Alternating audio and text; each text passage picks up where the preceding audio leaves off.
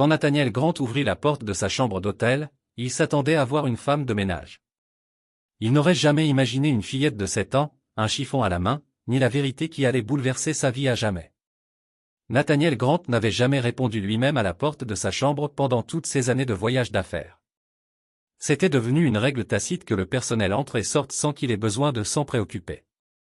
Le monde des hôtels 5 étoiles est pensé pour être fluide, les suites sont nettoyées quand les clients sont absents, les repas livrés discrètement, et la confidentialité respectée avant tout.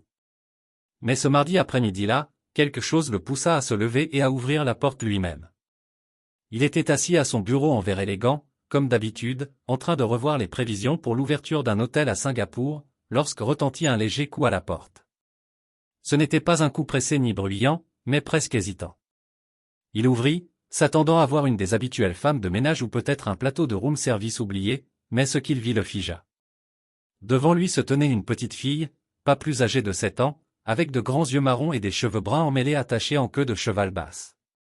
Elle portait une robe rouge fanée, un tablier noir et blanc qui ressemblait à un uniforme de femme de chambre, et serrait un chiffon dans une main. Ses chaussures étaient usées, sa posture droite et son visage sérieux.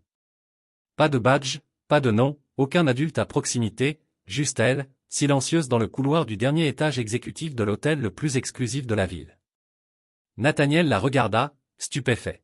« Tu es perdu ?» demanda-t-il enfin, la voix mêlée d'incrédulité et d'inquiétude. La fillette secoua la tête et répondit calmement, « Non, monsieur, je suis là pour nettoyer votre chambre. » Il cligna des yeux. « Tu travailles ici ?» Elle hocha la tête, avançant légèrement, « Oui, monsieur, je suis affecté à cet étage aujourd'hui. » Nathaniel s'écarta instinctivement pour la laisser passer, l'esprit en ébullition. Elle entra comme si elle appartenait à cet endroit, parcourant la pièce du regard avec un œil aguerri, puis posa un petit sac d'approvisionnement contre le mur. Elle se dirigea vers le lit et commença à lisser les draps avec une efficacité silencieuse. Il ne pouvait se résoudre à bouger. Le silence dans la suite devint soudain oppressant. Il attrapa le téléphone de l'hôtel et composa la réception. « Ici Grant, chambre 417, dit-il à voix basse. Quelqu'un peut-il m'expliquer pourquoi un enfant nettoie ma chambre ? » La réceptionniste hésita, gênée. « Un instant, monsieur, je vous transfère à monsieur Carter. » Quelques secondes plus tard, Ben Carter, le directeur de l'hôtel, décrocha. « Monsieur Grant, bon après-midi. Je comprends qu'il y ait une confusion. » Nathaniel ne cacha pas son irritation. « Confusion ? Il y a une petite fille qui frotte mon linge. » Ben hésita puis dit, « C'est Ellie Thompson. Elle fait partie de notre programme élargi de personnel d'entretien. Sa situation est particulière, sa famille travaille avec nous depuis des années. C'est temporaire, elle est surveillée, elle est seule. » Nathaniel répondit froidement, dans une suite de luxe, avec un chiffon. « Nous essayons de soutenir nos employés comme nous le pouvons, sa grand-mère travaille ici. Je ne veux pas d'excuses, je veux des réponses. » Il raccrocha avant que Carter puisse répondre. Il se retourna vers la fillette qui était maintenant en train d'épousseter la lampe près de la fenêtre, chantonnant doucement. Elle n'avait pas peur, elle n'était pas maladroite, elle bougeait comme si elle avait fait ça 1000 fois. Il prit une profonde inspiration et s'approcha lentement. « Ellie, c'est bien ça. » Elle hocha la tête sans lever les yeux. « Depuis quand travailles-tu ici ? » ?»« Depuis que j'ai 5 ans, mais seulement parfois, » répondit-elle, « quand ma grand-mère est fatiguée. » Il la regarda, essayant de comprendre ses mots. Elle n'était même pas assez vieille pour saisir à quel point cela était déplacé, à quel point elle aurait dû se sentir étrangère ici, et pourtant elle appartenait à cet endroit plus que lui. Quelque chose se brisa dans sa poitrine tandis qu'il se tenait là, dans son costume gris hors de prix, regardant une enfant nettoyer sa table basse en marbre à $5000 comme si c'était normal, comme si c'était juste. Il ne connaissait pas encore son histoire, mais il comprenait déjà que quoi qu'elle ait vécu pour en arriver là, ce n'était pas par choix, c'était une question de survie. Et aussi difficile que cela soit à admettre, elle avait déjà parcouru plus de chemin dans la vie que la plupart des gens qu'il connaissait.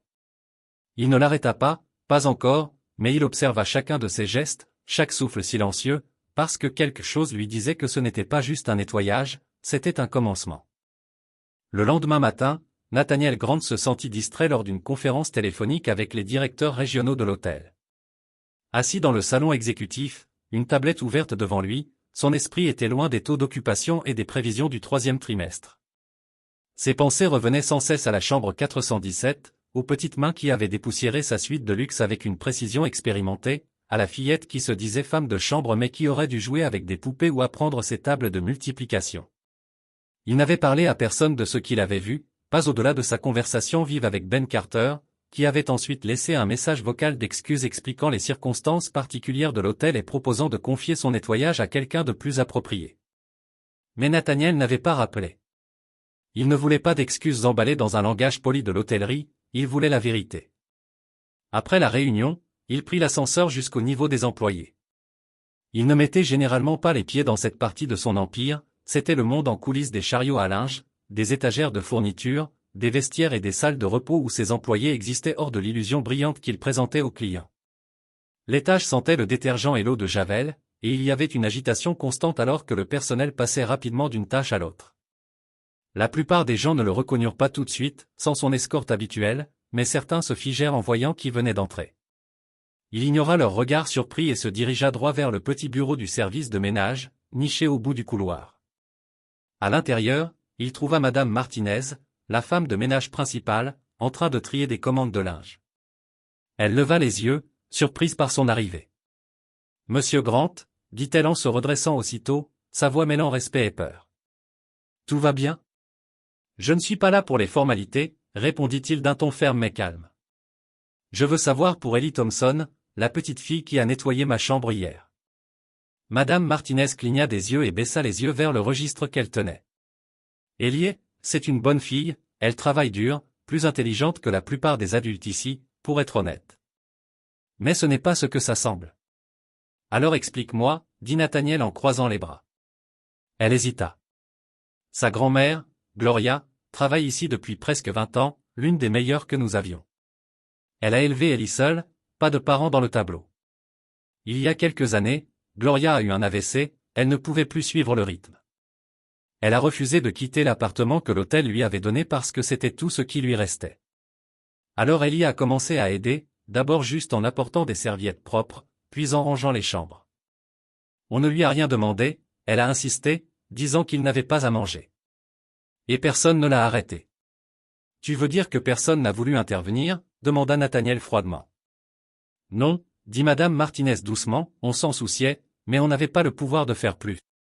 Carter savait, il fermait les yeux, disant que tant que les clients ne se plaignaient pas, ce n'était pas un problème. Nathaniel ne répondit pas tout de suite. Il regarda le calendrier sur le mur, la liste des horaires, la checklist des fournitures écrites d'une main précise. Cet endroit fonctionnait parce que des gens comme Madame Martinez le portaient sur leurs épaules, parce que des filles comme Ellie donnaient plus qu'elles ne devraient jamais devoir. « Où vivent-elles » demanda-t-il. Madame Martinez parut incertaine, puis soupira et lui donna l'adresse. « Mais s'il vous plaît, Monsieur Grant, ne lui faites pas peur, elle en a déjà assez subi. » Il partit sans un mot de plus et prit une voiture pour se rendre en périphérie de la ville, là où la skyline laissait place à des bâtiments délabrés et des trottoirs fissurés par des années de négligence. L'adresse le conduisit à un immeuble gris avec de la peinture écaillée et des lumières vacillantes dans le couloir. Il monta les escaliers et frappa à la porte de l'unité 3B. Pas de réponse. Il frappa de nouveau. Après un long moment, la porte s'ouvrit en grinçant, et Ellie se tenait là, pieds nus, portant un t-shirt trop grand et tenant un gobelet en plastique d'eau. Elle le regarda comme si elle n'était pas surprise. « Je savais que tu viendrais, » dit-elle. Nathaniel regarda derrière elle et vit un lit près de la fenêtre où une femme âgée dormait, la poitrine se soulevant lentement, la peau pâle et fine. La pièce était spartiate, 2 chaises, une plaque chauffante, une vieille télévision, rien d'autre. « Pourquoi tu n'as rien dit à personne ?» demanda-t-il doucement. Ellie haussa les épaules. « On a essayé, mais personne n'écoutait où il partait. » Nathaniel entra doucement et referma la porte derrière lui. Il s'agenouilla pour pouvoir la regarder dans les yeux. « Je t'écoute maintenant. » À cet instant, quelque chose changea, pas seulement pour lui, mais pour elle aussi, car cette fois, l'homme à la porte n'était pas là pour être servi, il était là pour rester. L'air à l'intérieur du petit appartement était lourd de silence, un silence qui n'était pas paisible, mais plutôt le résultat de l'épuisement, de la maladie et d'années de survie. Nathaniel se tint juste à l'entrée de l'unité 3B, absorbant chaque détail comme si chaque objet pouvait lui révéler quelque chose qu'il ne comprenait pas encore. Le papier peint se décollait au coin, et la seule source de lumière était une petite lampe de bureau vacillant faiblement sur le comptoir de la cuisine. Le lit, placé dans le coin le plus éloigné sous une fenêtre fissurée, accueillait la silhouette fragile de la grand-mère d'Ellie. Ses mains reposaient immobiles sur la couverture, sa poitrine se soulevait et s'abaissait au rythme lent et laborieux d'une respiration difficile. Il était clair qu'elle était trop faible pour parler, peut-être même trop faible pour ouvrir les yeux. Ellie se tenait près du lit, ajustant doucement la couverture près de l'épaule de la femme. Ses mouvements étaient petits et maîtrisés, à la manière d'un enfant qui apprend non pas en étant enseigné, mais en faisant, encore et encore, parce que personne d'autre ne le fera. Elle ne se précipitait pas, ne demandait pas d'aide, elle bougeait avec la précision solennelle de quelqu'un qui comprend trop pour son âge. Nathaniel s'assit soigneusement sur la seule chaise disponible, une chaise en bois bancal près de la kitchenette. Il regarda autour de lui, notant la seule étagère de conserve, l'absence de réfrigérateur, le micro-ondes démodé posé au sol. Ce n'était pas une maison, c'était un refuge à peine tenu ensemble. « Depuis combien de temps vis-tu comme ça » demanda-t-il d'une voix basse mais claire. Ellie ne leva pas les yeux. « Depuis que mamie est malade. Presque 2 ans maintenant. » Elle le dit comme un fait, pas comme une plainte. Elle travaille dans votre hôtel depuis avant ma naissance. On vivait dans les logements du personnel derrière le bâtiment, mais ils l'ont fait partir quand elle n'a plus pu travailler. Madame Martinez a dit que l'endroit était vide, alors on est venu ici et l'hôtel n'est jamais intervenu. Nathaniel demanda, bien qu'il connaissait déjà la réponse. Il ne s'en souciait pas? Non. Elle se tourna pour croiser son regard. Mais moi, si. Je nettoyais, j'aidais. Tu es une enfant, Ellie, dit-il doucement. Sa mâchoire se serra légèrement. Moi aussi j'ai faim. Ces mots le frappèrent plus fort que n'importe quelle négociation en salle de conseil ou réunion avec des investisseurs. Il regarda de nouveau la fine couche de poussière sur le comptoir, la petite pile de factures médicales impayées soigneusement rangées près de la lampe, et il sentit quelque chose se tordre en lui. Pendant des années, il avait été fier de son efficacité, de la gestion d'un empire mondial sans désordre ni échec, mais voici un désordre qu'il avait ignoré, non pas dans un autre pays ou un autre bureau, mais sous son propre toit. Une de ses employées, son personnel, s'était effondrée et personne ne l'avait remarqué, excepté une fillette de 7 ans avec un chiffon et une volonté de faire. Nathaniel sortit son téléphone de sa poche et ouvrit ses notes. Rapidement, il rédigea une liste, provisions, un nouveau matelas, du matériel médical, une infirmière à domicile, l'inscription à l'école, des contacts pour une consultation juridique sur la tutelle. Ce n'était pas par charité, c'était par responsabilité, car quelque part en chemin, il était devenu partie prenante de cette histoire, et maintenant il devait décider s'il voulait y rester. Ellie l'observait taper avec une curiosité prudente. « Qu'est-ce que tu fais » demanda-t-elle. « Je répare ce que j'aurais dû remarquer il y a longtemps, » répondit-il. « Mais tu ne retourneras pas travailler, Ellie. Ça s'arrête aujourd'hui. » Elle fit un petit pas vers lui.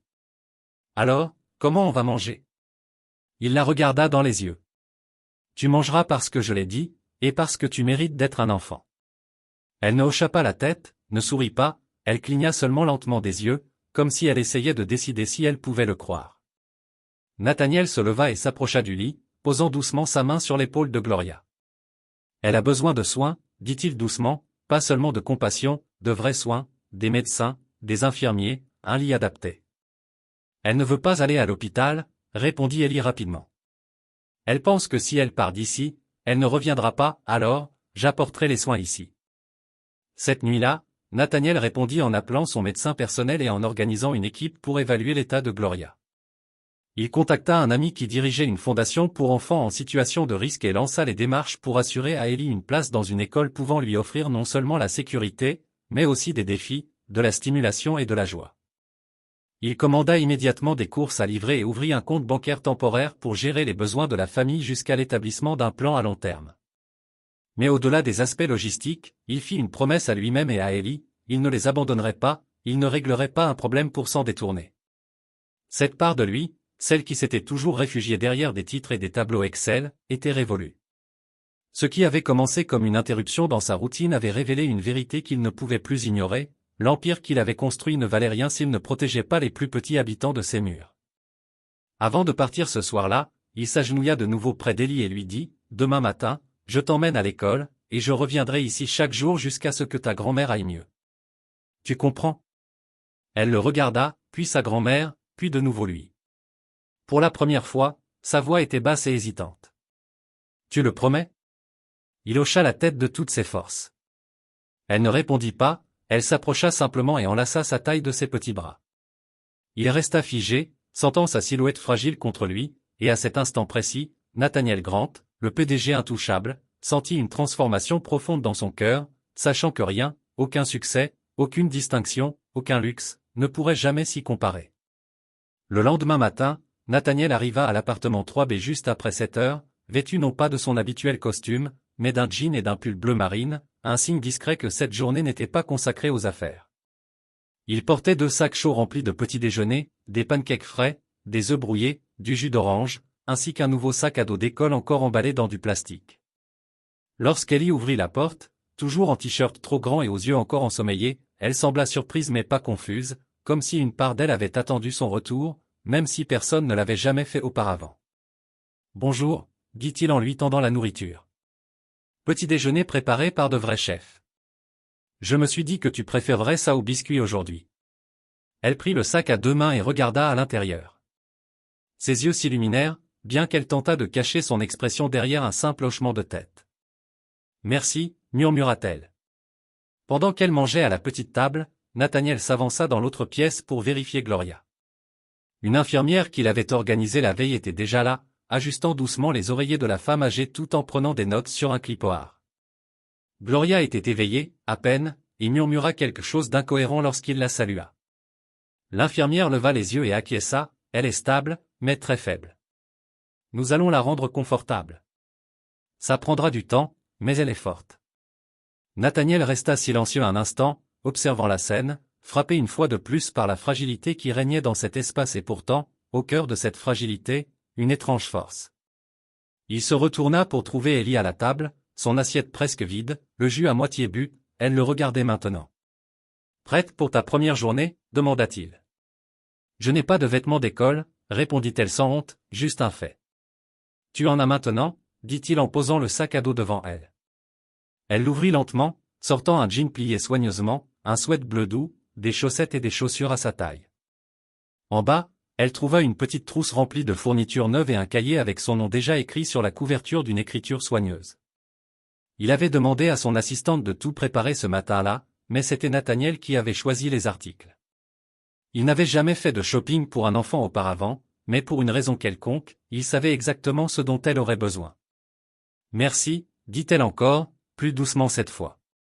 Il n'y avait pas de jeu dans sa gratitude, pas de grand sourire ni d'accolade, juste de l'honnêteté, la seule langue en laquelle elle avait confiance. Une fois changés, ils marchèrent jusqu'à la voiture qui les attendait en bas. Ellie s'assit à l'arrière, serrant fort son sac à dos pendant que le chauffeur naviguait dans la circulation matinale. Nathaniel roula à ses côtés, offrant des bribes d'explications sur l'école. C'était un petit établissement privé avec un programme flexible et un solide système de soutien. Il avait lui-même parlé au directeur la veille au soir, s'assurant qu'il comprenait bien le passé et les besoins d'Ellie. Un accompagnement psychologique serait disponible, ainsi qu'une évaluation académique pour la placer au bon niveau. L'école avait même proposé un système de parrainage doux, l'associant à un autre enfant pour faciliter son adaptation. Nathaniel ne savait pas pourquoi ce détail l'avait tant touché, mais c'était le cas. À l'entrée de l'école, Ellie hésita. Elle ne pleura pas, ne s'accrocha pas, elle leva simplement les yeux vers lui avec ses grands yeux marrons et dit, « Et s'ils ne m'aiment pas ?»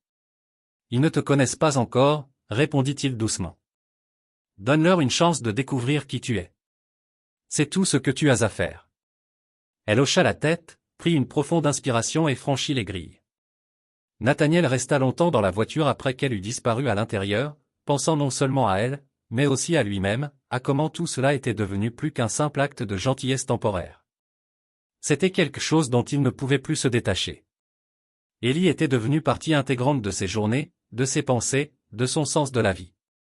Elle avait déplacé quelque chose de fondamental en lui, et il savait au plus profond de lui que quoi qu'il arrive, elle ne l'affronterait pas seule. Plus tard cet après-midi-là, après une brève série d'appels avec des investisseurs et une réunion du conseil d'administration reportée, il retourna à l'appartement. L'infirmière l'accueillit avec un sourire fatigué mais sincère. « Ta présence fait la différence, » dit-elle en désignant Gloria. Elle réagit plus quand Ellie est heureuse. Ça aide. Il s'assit près du lit et prit la main de Gloria. Elle bougea, tournant légèrement la tête vers lui. Ses yeux s'ouvrirent à peine, juste assez pour qu'un fragment de reconnaissance apparaisse. Elle va aller mieux, murmura Nathaniel, incertain qu'elle puisse entendre, mais ayant besoin de le dire. Je te le promets, elle va aller mieux. Ce soir-là, quand Ellie revint, ses joues étaient rougies d'une émotion qui ressemblait un peu à de la joie. Elle ne dit pas grand-chose, laissa tomber son sac à dos sur une chaise, enleva ses chaussures et annonça « J'ai écrit mon nom sur un tableau noir ». Il sourit en lui servant un verre d'eau. C'est un sacré événement. Oui, confirma-t-elle. Ils dînèrent ensemble, des sandwichs à emporter, rien de sophistiqué, mais pour la première fois, ce repas semblait être un rituel, quelque chose qui leur appartenait. Lorsqu'elle eut fini de manger, Ellie s'assit près de lui sur le canapé et s'appuya légèrement contre son bras. Elle ne dit rien, elle n'en avait pas besoin, et Nathaniel comprit que ces moments de silence, sans discours ni promesse, étaient les plus importants. Il n'avait pas besoin de dire qu'il tenait à elle, elle le savait déjà. Une semaine s'était écoulée depuis le début de l'école d'Ellie et, pendant ce temps, tout ce que Nathaniel croyait savoir sur le rythme de la vie avait commencé à changer. Les réunions continuaient d'aller et venir, les conseils d'administration exigeaient toujours son autorité, mais son esprit fonctionnait désormais à un autre rythme, un rythme tournant autour des déposes du matin, des récupérations après l'école, et du son de la voix d'une petite fille racontant comment elle avait appris la différence entre la sympathie et l'empathie grâce à une histoire lue à haute voix par son institutrice. Il n'avait jamais été un homme à mémoriser des routines sans importance, mais maintenant il savait exactement quand se tenait le contrôle de Matt Daly et quand les médicaments de Gloria devaient être renouvelés. Il n'avait rien planifié de tout cela, et pourtant plus les jours étaient remplis de ces détails, plus le vide dans sa vie semblait s'estomper. La santé de Gloria restait fragile, mais elle était plus alerte, parlant en phrases complètes les bonjours, demandant même des repas simples. L'infirmière passait tous les jours et Nathaniel s'assurait qu'elle avait tout ce dont elle avait besoin, d'une literie neuve à un fauteuil roulant confortable, facile à déplacer dans l'appartement. Il ne voulait pas seulement aider Gloria à se rétablir physiquement, il voulait qu'elle se sente à nouveau respectée, comme quelqu'un dont les années de service n'avaient pas été oubliées ou jetées de côté. Chaque fois qu'il la voyait hocher lentement la tête pendant qu'elle y parlait, ou tenir la main de sa petite fille en silence, il sentait quelque chose s'éveiller en lui, une assurance tranquille qu'il commençait à faire quelque chose de juste. Pourtant, malgré ces petites victoires, une part de Nathaniel restait troublée. Il avait pris des décisions rapidement, guidé par son instinct, mais maintenant que la poussière était retombée, il se mit à se demander pourquoi. Pourquoi cet enfant? Pourquoi son histoire? Pourquoi un simple coup à la porte d'une chambre d'hôtel avait-il détruit des années de distance qu'il avait patiemment construites? La réponse ne se révéla pas d'un seul coup, mais par fragments, comme lorsqu'il regardait Ellie colorier soigneusement dans les lignes d'un projet scolaire avec une concentration sans faille, ou lorsqu'elle se mettait sur la pointe des pieds pour atteindre l'évier de la cuisine et rincer elle-même son assiette. Elle se comportait comme quelqu'un qui n'avait jamais attendu d'aide, qui ne comptait jamais sur des promesses, et il se surprit à vouloir prouver que certaines promesses, au contraire, pouvaient être tenues. Un soir, alors que le ciel s'embrasait de roses chauds et d'or, Nathaniel était assis en face d'Ellie à la petite table de leur appartement. Elle griffonnait dans un cahier, la langue légèrement sortie en signe de concentration. Il remarqua une ligne qu'elle avait écrite et inclina la tête. « C'est pourquoi ça ?» demanda-t-il en désignant la phrase en haut de la page, « Ma famille, une histoire par Ellie Thompson. » Elle haussa les épaules sans lever les yeux. « C'est pour la classe. On doit écrire sur les gens avec qui on vit, comment ils nous aident. »« Et qu'est-ce que tu as écrit ?» Elle leva les yeux, son expression indéchiffrable. « J'ai écrit que je vis avec ma grand-mère et maintenant avec toi. » Il sentit quelque chose se serrer dans sa gorge, mais ne laissa rien paraître. « Tu veux me la lire ?» Elle hésita, puis retourna le cahier et le fit glisser vers lui. De son écriture irrégulière, elle avait écrit « Je m'appelle Ellie et je vis dans un petit endroit mais il est chaleureux. Ma grand-mère est très malade, mais je l'aide et elle m'aime toujours. Je nettoyais les chambres parce que nous n'avions rien. Puis un jour, un homme a ouvert une porte. Il n'a pas crié. Il ne m'a pas dit de partir. Il a demandé si j'allais bien. Il a dit que je devais être une enfant. Je ne l'ai pas cru, mais il est revenu. Il revient toujours. » Nathaniel fixa ces mots, puis la regarda, ne sachant comment répondre. Elle baissa les yeux et continua d'écrire comme si rien d'extraordinaire ne s'était passé. Mais quelque chose s'était produit, en ces quelques phrases simples, elle avait exprimé ce qu'il n'arrivait pas à avouer à haute voix, que c'était elle qui l'avait changée et qu'il commençait à la changer aussi. Cette nuit-là, après qu'elle se fût endormie, recroquevillée sur le canapé avec un livre usé dans les mains, Nathaniel passa un appel qu'il avait longtemps évité. C'était à un avocat de confiance, quelqu'un qui gérait les affaires sensibles avec discrétion et rigueur. « J'ai besoin de parler de la tutelle, dit-il. Temporaire au début, mais je veux lancer la procédure. » Il raccrocha et resta assis seul un moment, le bourdonnement du réfrigérateur et le doux tic-tac de l'horloge murale étant les seuls bruits dans l'appartement.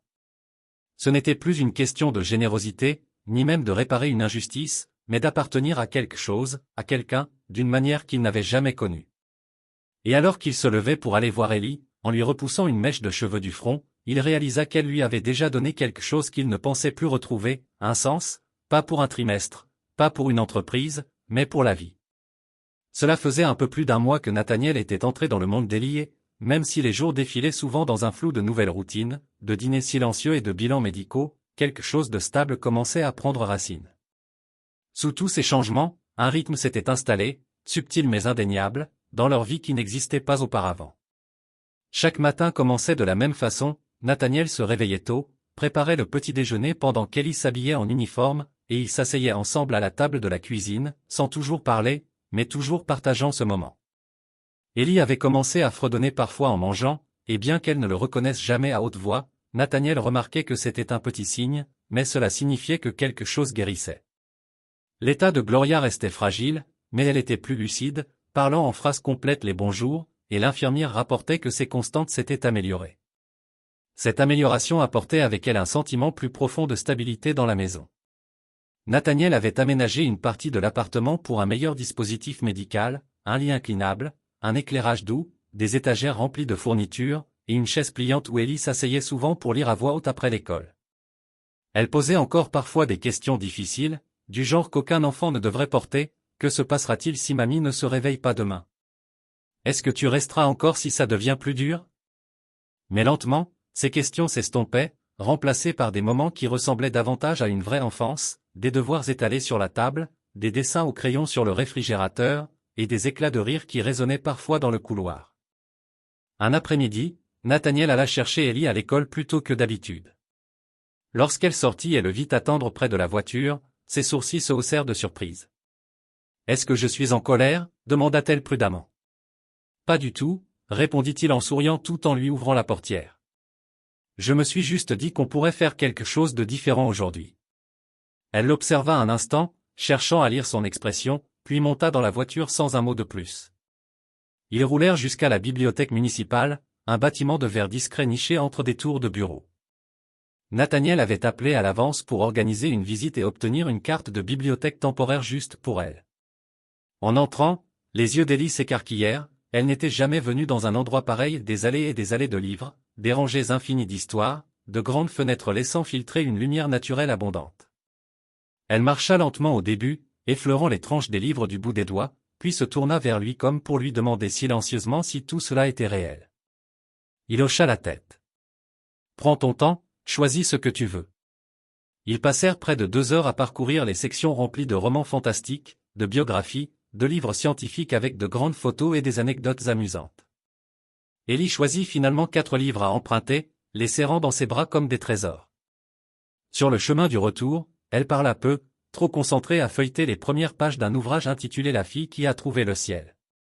Plus tard dans la soirée, alors qu'Ellie était absorbée par ses dessins dans son carnet, Nathaniel entra dans la cuisine où l'infirmière finissait ses notes. Elle lui lança un regard pensif. « Elle est différente avec toi, tu sais, » dit l'infirmière. Il s'appuya contre le comptoir, curieux. « En quoi ? » Elle est plus douce, moins sur la défensive. Ce n'est pas juste du confort, c'est de la confiance. Tu es devenu son refuge. Il hocha lentement la tête, laissant ses mots s'imprégner en lui. Il ne les prit pas à la légère.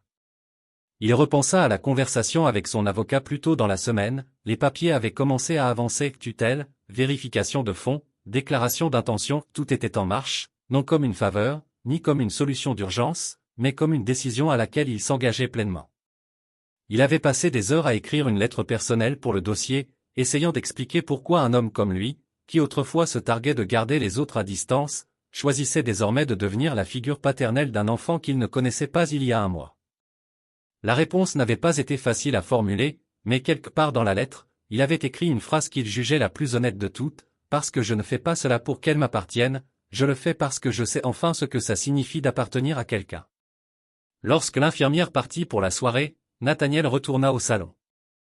Ellie s'était endormie sur le canapé, un livre encore ouvert sur les genoux, ses dessins éparpillés sur la table. L'un d'eux représentait une maison avec 2 fenêtres, un bonhomme allumette portant une cravate, et une fille tenant un livre sous un arbre. En écriture maladroite, au-dessus du toit, elle avait écrit « Ma maison ». Nathaniel s'assit près d'elle, prenant soin de ne pas la réveiller. Il regarda à nouveau le dessin et sentit une sorte de paix s'installer dans sa poitrine, non pas parce que tout était parfait, mais parce que pour la première fois depuis longtemps, tout était honnête. Il ne savait pas ce que le lendemain lui réserverait, mais il savait une chose, il ne partirait pas d'Ellie, pas de cette vie, pas de cette version de lui-même qui, enfin, avait du sens. C'était un samedi matin pluvieux quand Nathaniel reçut l'appel. L'audience de la tutelle avait été officiellement fixée, dans un peu moins de 3 semaines.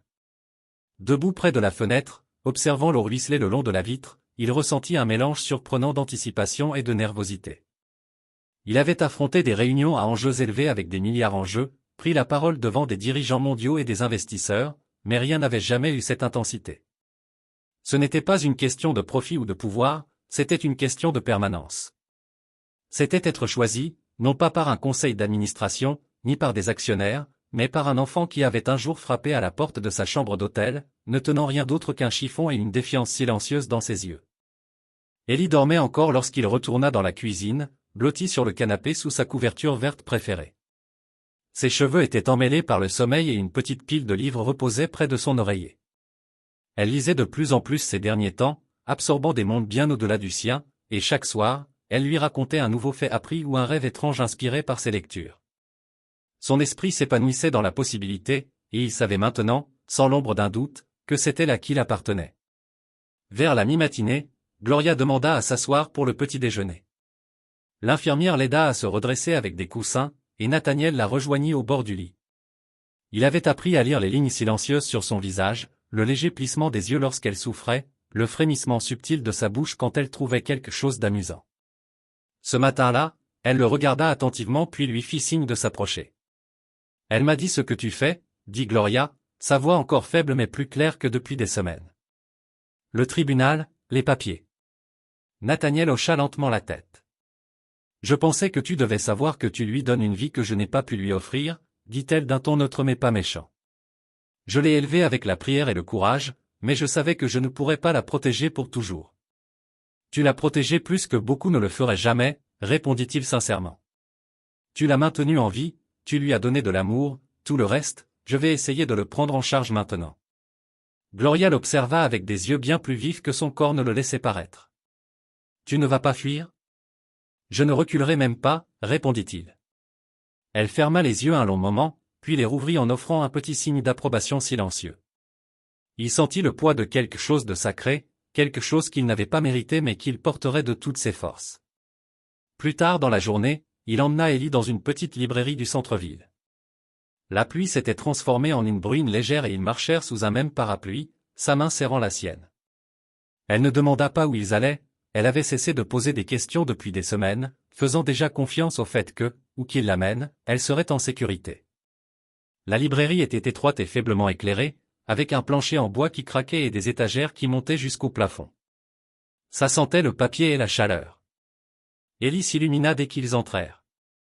Elle s'éloigna instantanément, ses doigts effleurant doucement les dos des livres comme s'ils étaient vivants. Nathaniel l'observa de loin, la laissant explorer, la laissant s'approprier un espace qui lui appartenait désormais par sa curiosité. Il la trouva assise en tailleur sur le sol, près du coin au fond, lisant silencieusement. Elle ne remarqua sa présence qu'à son accroupissement à ses côtés. « Tu as trouvé quelque chose de bien ?» demanda-t-il. Elle lui montra la couverture. C'était l'histoire d'une fille qui a construit une machine volante avec des bouts de rien et des rêves.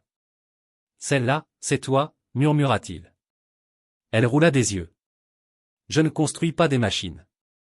Toi, tu construis des futurs. C'est plus difficile. » Elle le regarda longuement avant de demander, « Tu es nerveux pour le tribunal ?» « Oui, » répondit-il honnêtement. « Moi aussi. » Ils restèrent un moment silencieux, côte à côte parmi les livres. Nathaniel réalisa qu'elle ne cherchait plus à être rassurée, mais qu'elle voulait de l'honnêteté, et il lui devait cela plus que tout. De retour à la maison ce soir-là, ils trouvèrent une surprise sur la table, un dessin encadré. Gloria avait demandé à l'infirmière de l'aider à le préparer pendant leur absence. C'était un dessin d'Ellie datant de plusieurs semaines, celui avec la maison, l'arbre et les personnages dessinés avec amour.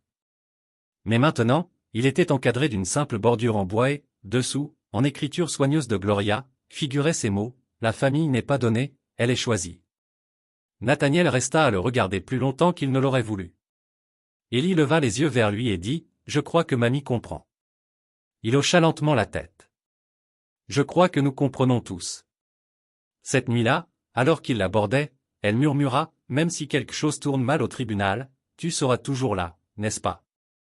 Il se pencha et lui embrassa le front. « Rien ne va mal tourner.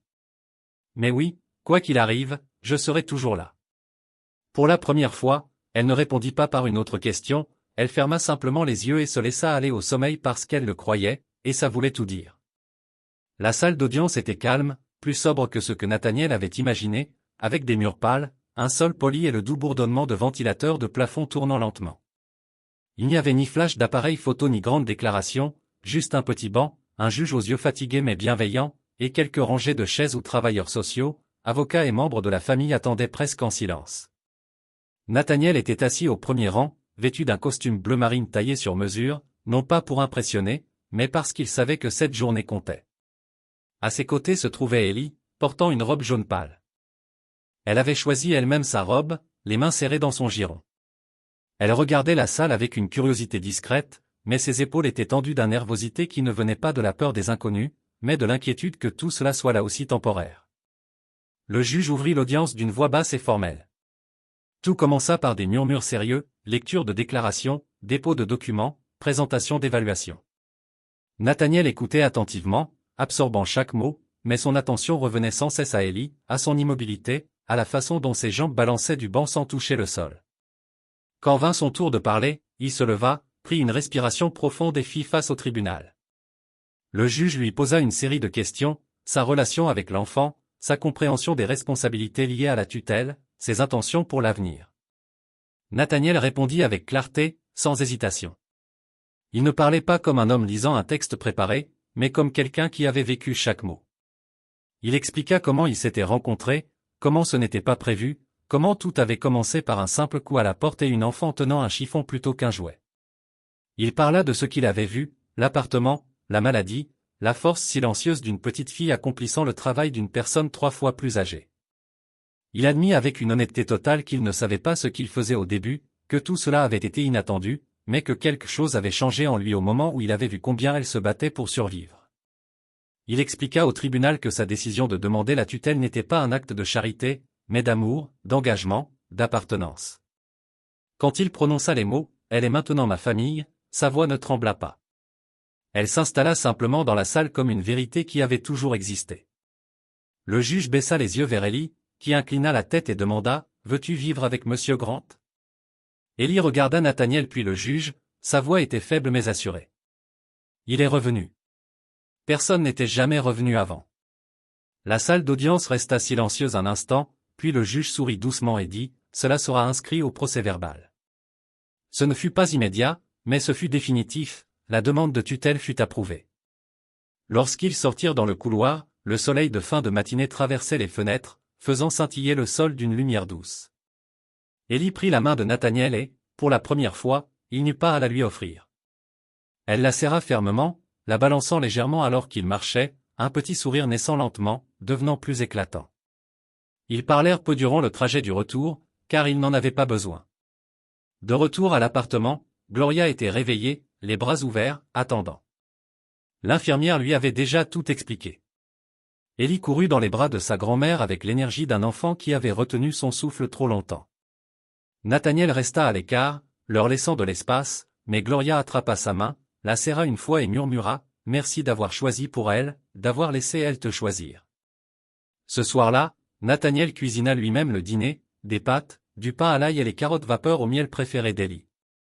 Ils s'assirent tous les trois à la petite table de la cuisine, mangeant non pas comme des invités dans la vie des autres, mais comme des personnes qui avaient toujours appartenu à la même table. Il y eut des rires, forts et pleins, des secondes portions et un verre de lait renversé que personne ne réprimanda. Après le repas, Élie tendit à Nathaniel un papier plié. Il l'ouvrit lentement et découvrit un dessin de maison, pas si différent du premier, mais cette fois avec une quatrième figure ajoutée à la famille de bâtons, un homme grand tenant la main d'une petite fille, tous deux souriant sous un grand cœur irrégulier. En haut, en crayon rouge vif, un seul mot, maison. Nathaniel leva les yeux et la vit le regarder. Il ne dit rien, ouvrit simplement les bras, et elle se jeta dedans, son petit corps pressé contre sa poitrine. Dans ce moment calme et parfait, Nathaniel Grant, autrefois homme défini par le luxe et la solitude, devint quelque chose de bien plus extraordinaire, un père, non par le sang, mais par choix, et il savait désormais que c'était le plus vrai des liens.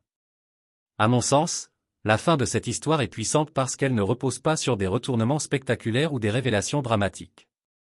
Elle puise sa force émotionnelle dans des choix discrets et des changements sincères. La transformation de Nathaniel n'est ni soudaine ni spectaculaire, mais constante, gagnée à travers des moments quotidiens de présence, d'écoute et de responsabilité. C'est ce qui la rend authentique. Le parcours d'Élie, de survivante méfiante à enfant enfin en sécurité au point de dessiner sa maison, constitue le cœur émotionnel de cette histoire. Elle nous rappelle que le véritable amour ne se construit pas sur des promesses faites dans la crise, mais sur la constance, sur la volonté de rester quand il serait plus facile de partir. Ce que j'aime le plus dans cette conclusion, c'est qu'elle honore la force de chaque personnage sans effacer leur douleur. Gloria n'obtient pas de guérison miraculeuse, Élie n'oublie pas ce qu'elle a vécu, et Nathaniel ne devient pas quelqu'un d'autre.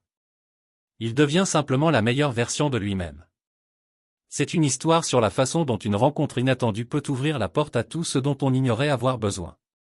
Et, au final, ce n'est pas sauver quelqu'un, c'est se sauver les uns les autres. C'est ce qui la rend inoubliable.